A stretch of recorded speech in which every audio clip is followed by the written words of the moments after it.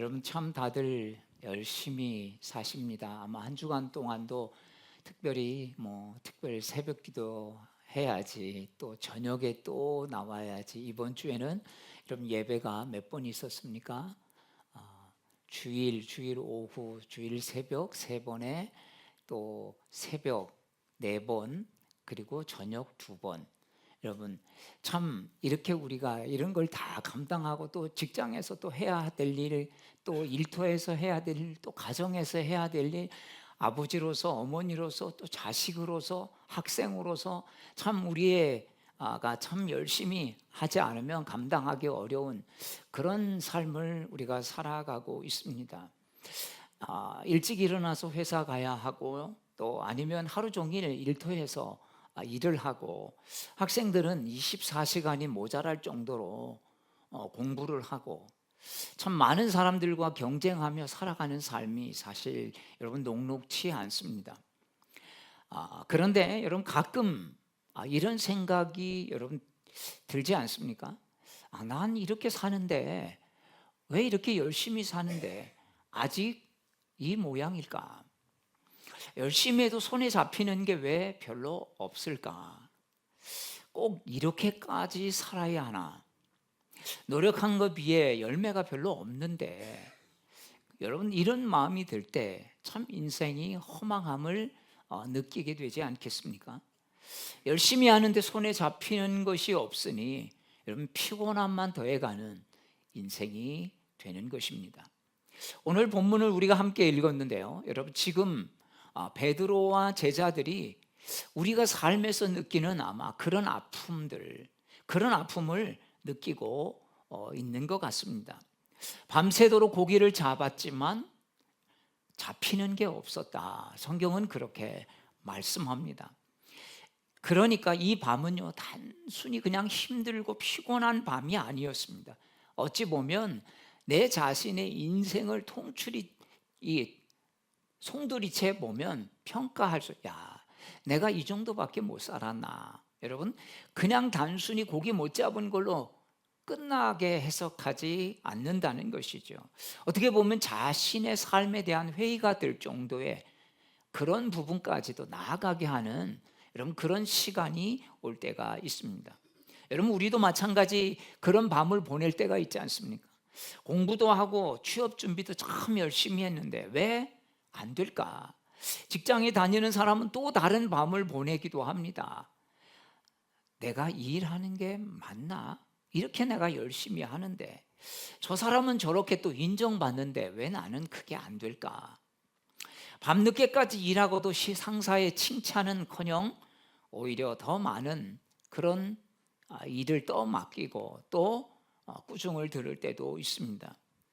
부모들은 또한 자녀들을 바라보면서 자신의 처지를 이렇게 생각합니다.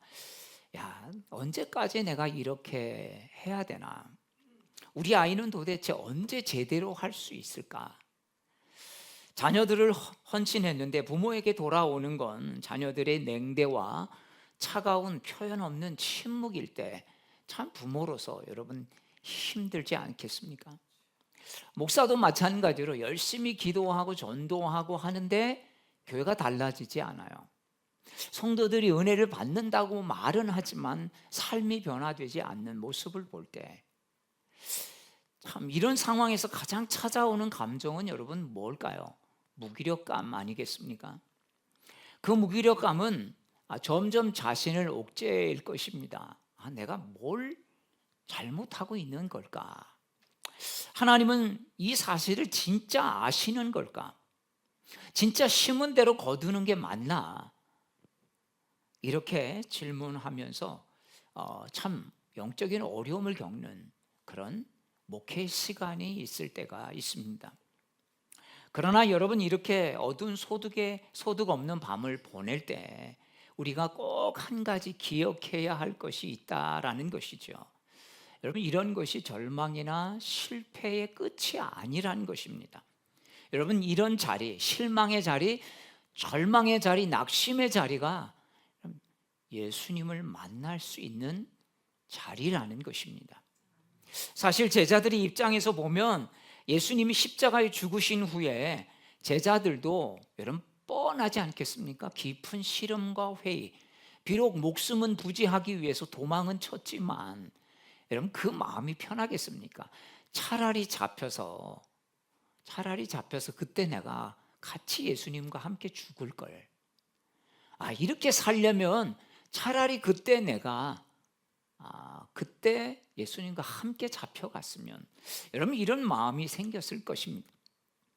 3년의 인생이 어떻게 보면 이제 송두리째 부정당하고 3년 전으로 돌아가야 하는 그런 허무감으로 아마 그 시간을 보내고 있었을 것입니다.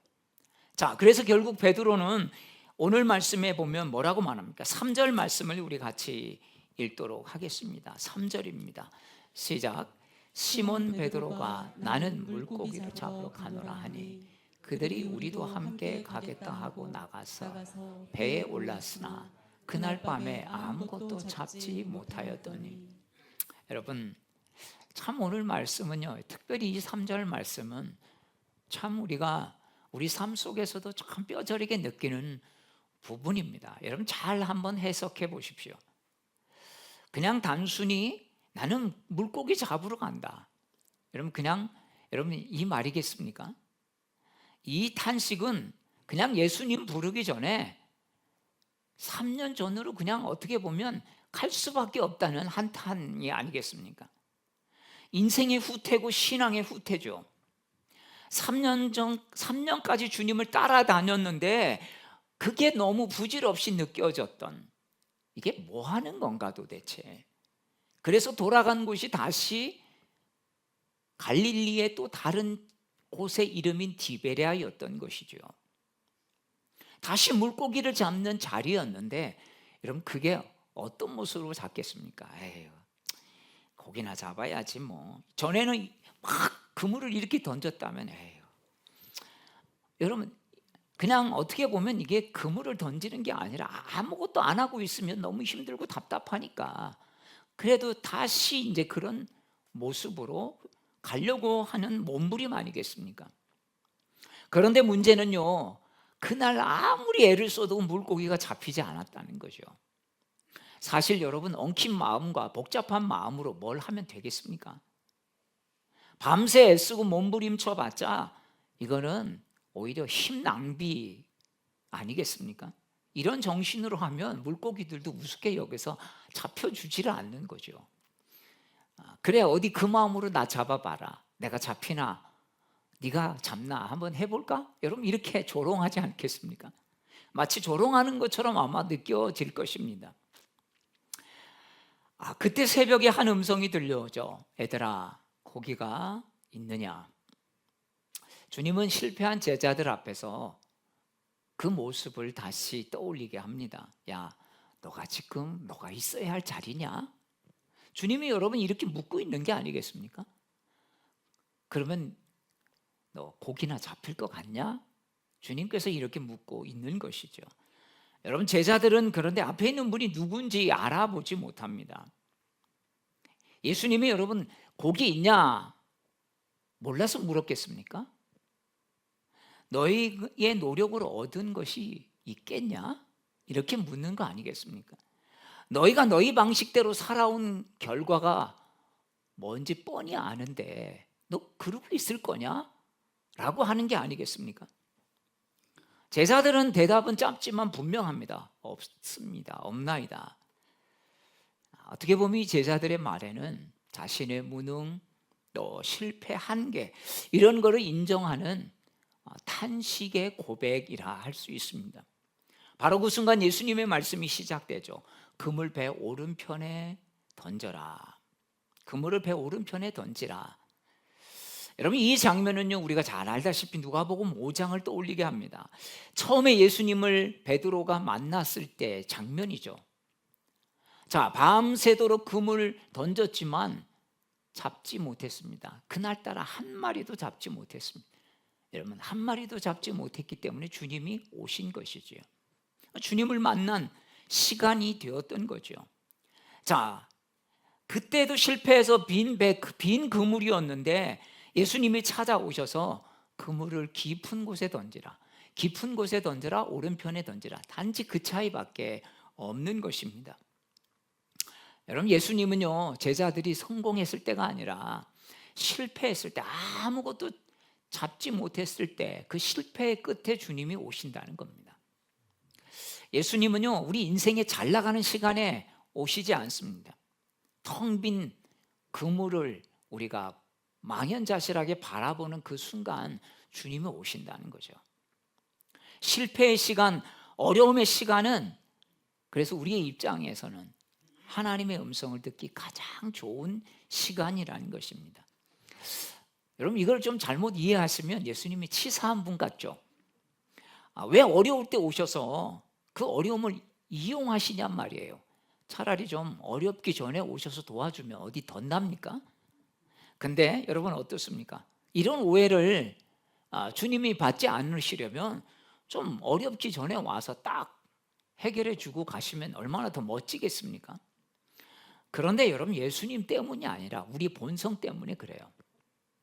우리는 별 문제 없을 때는 누구 말에 잘 순종하지 않습니다. 누구 말을 귀담아 들으려고 하지 않아요. 여러분, 인간의 성공은요, 사람의 귀를 가리게 할 때가 너무 많습니다. 근데 실패는요, 하나님의 음성에 민감하게 합니다. 여러분, 그렇지 않아요? 우리도 그렇지 않습니까? 여러분, 언제 기도합니까? 잘 나갈 때요? 여러분, 문제 없을 때? 일상이 뭐 참 편안하고 즐거울 때 우리는 딴 거 하려고 그러죠. 자꾸 뭔가 놀러 가려고 하고 뭔가 즐기려고 하려고. 그때 주님 조용히 앉아서 내 삶 속에 어떤 게 하나님 개입하시나 그거를 들으려고 하는 사람은 정말 별로 없습니다. 실패는요, 하나님의 음성에 민감해지게 만듭니다. 왜? 내가 더 이상 붙잡을 게 없으니까. 이제 나도 의지 못하고 다른 사람 말도 믿지 못하고. 여러분, 이럴 때 마음은 하나님을 우리가 붙잡을 수밖에 없는 시간이 된다는 거죠. 인간의 어떻게 보면 자신감, 자만감은 여러분 어떻게 해요? 이제 겸손함으로 바뀌고, 기도는 줄었는데 다시 이제 기도해야 되겠다, 이러다가 큰일 나겠다, 이런 자각들이 오지 않습니까? 여러분, 성공의 문제가 아니라 성공이 하나님의 음성을 덮어버릴 수 있는 여러분 이런 위험함이 우리 안에 있다는 거예요. 그래서 문제 없을 때, 이럴 때는 주님이 말씀하시죠. 그럼 문제 없을 때만 주님 말씀하실까요? 아니죠. 문제 있을 때도 말씀하는데 우리는 주님을 외면합니다. 어떻게 보면 뒷방에 그냥 좀 계시고 제가 필요할 때만, 여러분 이렇게 하진 않지만 그렇게 우리가 주님을 취급할 때가 있다는 거죠. 그런데 실패하면 우리를 참 많이 겸손하게 만들죠. 그래, 내가 해봐도 안 되네. 정말 주님 도움이 필요해. 이 길이 주님 맞는지 모르겠습니다.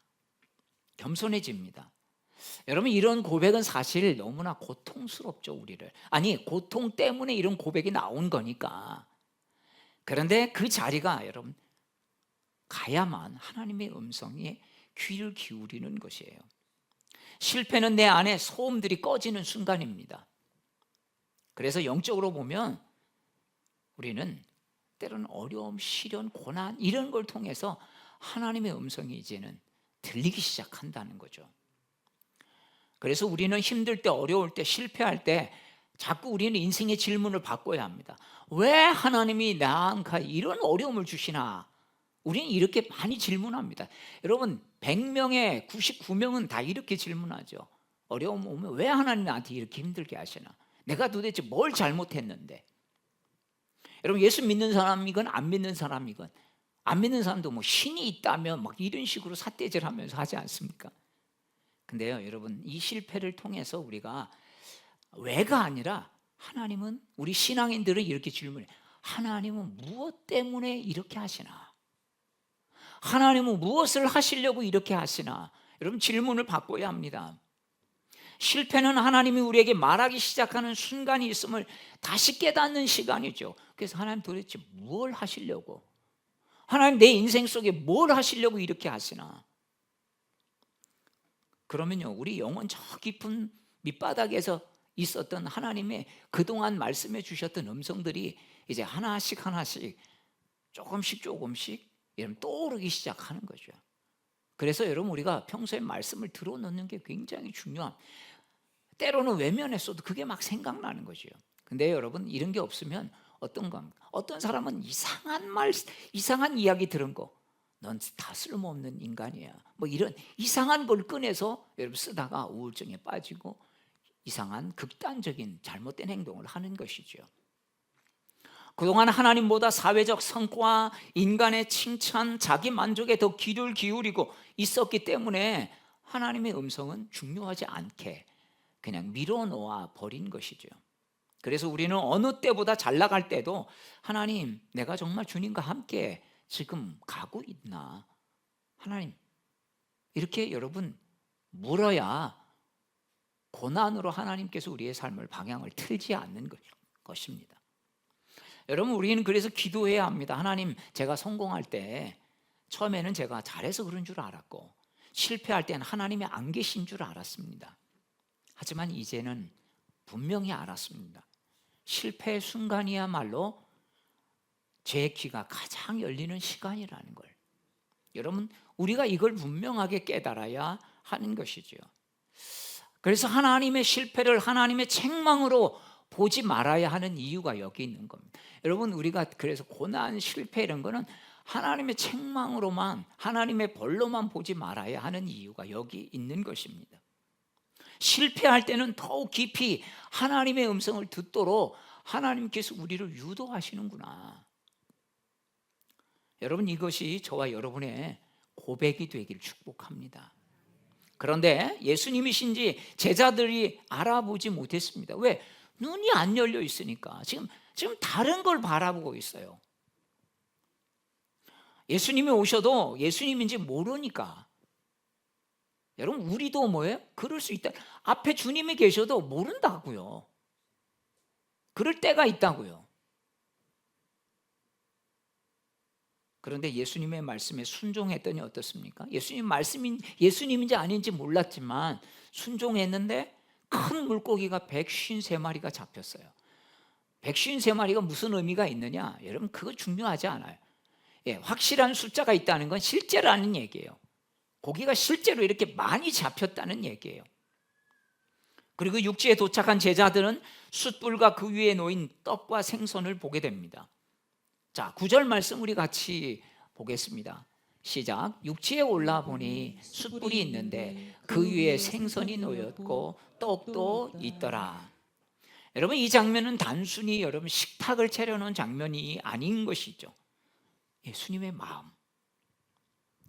자, 지금 제자들은 지금 3년 전으로 돌아가서 그냥 아무 생각 없이 그냥 인생의 퇴보의 시간을 가지고 있는 거예요. 어떻게 이 사람들을, 어떻게 이 제자들을 사랑으로 위로할까? 예수님이 바로 이 식탁을 준비하신 거예요. 예수님의 마음, 배려, 회복의 메시지가 담긴 영적인 식탁인 겁니다. 제자들이 밤새 물고기를 잡았으니 얼마나 힘들었겠습니까? 여러분 아마 여러분도 집에 돌아가면 다 귀찮아, 밥 먹는 것도 귀찮아, 난 그냥 잘래, 여러분 이럴 때가 있잖아요. 웬만하면 목욕 좀 그냥 막 땀 흘리면 씻고 잘 텐데 난 지금 아무것도 할 여유가 없어, 그냥 난 무조건 잘래. 지쳐서 먹는 것도 씻는 것도 다 귀찮으니까 그냥 엎어져 자는 거죠. 기절해서 자기 일수였을 겁니다. 근데 예수님께서 따뜻한 식탁을 준비하고 계셨던 것이죠. 여러분 부활하신 주님께서 제자들 앞에 나타나서 지금 이런 식탁을 준비하신 거예요. 제자들은 어떤 모습이었습니까? 예수님 가장 힘들고 어려울 때 여러분 배신하고 도망치지 않았습니까? 베드로와 제자들을 예수님은 비난하지 않았습니다. 아니, 난 너희들 보고 싶지 않아. 내 마음이 좀 풀릴 때까지 난 너희들 보고 싶지 않아. 보통 사람 같으면 용서를 해도 여러분 이 정도 해도 양반일 겁니다. 근데 일부러 베드로 제자들에게 찾아오셔서 식탁까지 다, 야 너희가 지금 많이 힘들지, 지쳤지, 왜 나를 부인했냐, 그때 왜 그럴 수밖에 없었냐, 이유를 따져 묻지 않았습니다. 그냥 따뜻한 식탁을, 음식을 준비해 초대해 놓으셨다는 거죠. 여러분 마치 바알과 아세라 선지자 850명과 대결해서 이기고 정말 하나님의 능력을 분명히 보았던 엘리야의 모습. 그런데 이세벨이 죽이겠다고 달려들자 그것도 왕궁에서 자기하고 어떻게 보면 상관없이 호언장담한 건데 그것 때문에 도망쳐서 로뎀나무 아래서 차라리 내가 죽는 게 낫겠습니다. 여러분 하나님 입장에서 보면 엘리야가 얼마나 한심하겠습니까? 아니 850명과 네가 싸워서 네 힘으로 이겼냐? 내가 그런 능력을 너한테 보여주었는데 아니 이세벨의 위협에 네가 지금 도망가서 이렇게 하지 않아. 야 네가 많이 지쳤구나. 네가 많이 힘들구나. 그래 로뎀나무 아래서 좀 푹 쉬어. 깊은 잠을 자도록 하나님 쉼을 주시고 그래 일어나니까 얼마나 또 배가 고프겠어요. 그러니까 또 먹을 거를 준비해 주시는 것과 너무 닮아 있다는 거죠. 여러분 하나님은 예수님의 마음을 그대로 담고 계시다는 것입니다. 배신자, 도망자, 실패자라는 낙인을 찍지 않고 따뜻한 식사로 제자를 맞아 주셨습니다. 여러분 이분이 바로 우리 주님이세요. 여러분 사람은요 회복되는 것은요 말로도 회복되어지지만 사랑의 행위로 그 회복이 커지는 거 아니겠습니까? 여기 숯불이라고 하는 표현은 또 특별한 의미죠. 여러분 아시는 분 있겠지만 베드로가 예수님을 부인했던 곳이 숯불 옆이었습니다. 숯불을 이렇게 쬐고 있었죠. 예수님도 같은 장소 같은 분위기에서 정죄가 아닌 회복을 주세요. 여러분 베드로에게는 숯불이 아마 그걸 보면 예수님 배반했던 정말 자신이 얼마나 치졸하고 얼마나 연약한지를 분명하게 본 여러분 장소 아니겠습니까? 계집종의 그 말에 예수님을 저주하기까지 난 그 사람 몰라 이 정도도 아니에요. 숯불은 베드로에게 예수님을 배반한 것이 생각나게 하는 아픔 자체였습니다. 피하고 도망치고 다시 보고 싶지 않은 그런 순간이 아니었겠습니까? 여러분 사람은요 자기가 잘못해놓고 그러면 와서 미안해 내가 잘못했어 이런 사람도 있지만 대부분 많은 사람 피합니다. 그 사람이 너무 껄끄러워요. 용서를 빌기보단 숨습니다. 여러분 이게 사람의 본능입니다. 그러니까 그 사람하고 내가 잘못한 거 알아 그러면 자꾸 피해 다니죠. 여러분 아마 제자들도 외면하고 싶어졌을지도 모릅니다. 그러니까 마음은 있는데 주님 부활하셨다는데 내가 찾아봐야 되는데 그러면서도 죄 때문에 자기의 잘못한 게 있으니까 차마 찾아오지는 못하는 거죠. 예수님은 그 마음을 아셨던 거예요. 그래 네가 잘못한 것 때문에 찾아올 용기도 없구나. 찾아올 면목이 없지. 그래서 주님 찾아오신 거예요. 근데 사람들은 뭐라고 하냐 그래 네가 날 찾아와서 무릎 꿇고 용서를 빌면 내가 용서해 줄지도 몰라. 우리는 이런 생각을 하고 있는 것이죠. 근데 주님은 그래 네가 그런 마음일 거야. 찾아오셔서 그뿐만 아니라 사랑의 식탁을 챙겨 주신 것입니다. 여러분 우린 잘못한 사람에게 쉽게 분노하면서 멀어지죠. 그 사람이 먼저 다가와도 이제 와서 그런다고?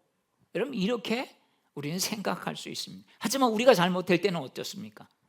그래도 한 번만 기회를 주면 좋은데. 여러분 우리가 됐을 때는 여러분 그렇게 하지 않습니까? 여러분 이게 인간이에요. 예수님은 배반한 제자들을 외면하고 꼴보기 싫다고 하지 아니하시고 찾아오셔서 식사를 준비해 주신 분입니다. 자, 제자들에게 21절 이렇게 말씀하고 있죠. 자, 21절 말씀 시작. 육지에 올라와 보니 21절 시작. 이것을 예수께서 아니죠. 21절이라니까요. 자, 21절 읽겠습니다. 시작. 이에 베드로가 그를 보고 예수께 여짜오다. 주님 이 사람은 어떻게 되겠사옵나이까? 죄송합니다. 이 말씀이 아닌데요. 12절이에요. 12절. 12절. 네, 시작. 예수께서 이르시되 와서 조반을 먹으라 하시니 제자들이 주님이신 줄 아는 고로 당신이 누구냐 감히 묻는 자가 없더라. 자, 와서 조반 먹어라. 야, 아침 먹자. 여러분 우리말로 하면 그거 아니겠습니까? 야, 아무 생각 말고 이리 와서 밥 먹자. 자, 나와 그냥 밥 먹자. 야, 예수님의 마음이 참 너무 크다는 생각이 안 드십니까? 여러분, 이 말 속에는 이게 다 포함되어 있죠. 나는 너희를 아직 여전히 사랑한다. 너희는 실패했다고. 그렇지만 난 너희를 버리지 않았다. 너희는 날 버려도 나는 너희를 버리지 못한다. 너희는 끝난 것이 아니다. 다시 시작할 수 있다. 여러분, 우리의 삶에도요, 참 빈손인 절망의 밤이 여러분 있지 않습니까? 눈물의 밤이 있습니다. 학생들은 열심히 해도 잘 안 되는 공부에 참 낙담하기가 쉽죠. 공부 열심히 한다고 다 되는 줄 아는데 참 이런 고비들을 숱하게 넘어야 그곳을 넘어설 수 있는 이런 그 시간이 오는 거예요. 그렇게 준비했는데 내 마음대로 안 되는 내 앞길을 바라보면 참 힘들고 어렵죠. 노력해도 좀처럼 채워지지 않는 직장 생활, 열심히 사역하고 기도하는데 열매가 보이지 않을 때 채워지지 않는 외로움이 우리 가슴 속에 남는 그런 시간이 있기도 합니다. 여러분, 그러나 그 밤은 끝이 아니라는 거죠. 예수님은 그 밤 동안 우리를 위해 아침을 준비하고 계십니다. 우리의 절망의 자리에도 주님이 찾아오신다는 거죠. 그러면 여러분, 그 절망은요, 다시 새로운 시작의 소망이 되는 것입니다. 반대로 아무리 상황이 좋아 보여도 주님이 없는 자리면 그 희망은, 그 잘 되는 건 얼마 오래 가지 못하는 것입니다. 2000년 전 베드로와 제자들에게 주님이 그러셨듯이 오늘 우리에게도 여러분 부활절을 맞아서 우리에게 그렇게 말씀하시지 않겠습니까? 야, 다시 한번 새롭게 해보자.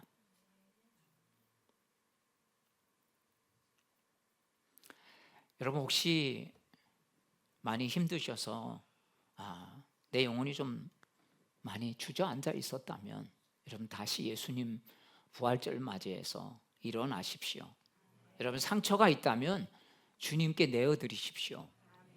그리고 주님의 식탁에 한번 앉아서 보십시오. 같이 밥 먹자. 주님께서 우리에게 그렇게 말씀하실 것입니다. 절망도 주님이 계시면 소망임을 증명하는 이 부활주일, 여러분, 이 부활주일에 주인공들이 되시길 축복합니다. 새로운 마음으로 시작하는 바로 그 삶이 오늘도 주님께서 나에게 주시는, 부활절에 주시는 은혜, 이것을 깨닫고 또 오늘도 담대히 달려가는, 그래서 2025년 정말 이 부활절이 특별한 또 내 인생에 기억나는 새날이 되기를 주의 이름으로 축복합니다. 우리 다 함께 일어나셔서 우리 함께 찬양하겠습니다. 주님께서 이 사랑의 마음을 제자들에게 부어주셨듯이 오늘도 우리에게 부어주시길 원하십니다. 우리를 새롭게 할 은혜를 주시옵소서. 이 부활의 소망이 정말 실제가 되어지도록 도우시옵소서. 우리 같이 함께 찬양하겠습니다.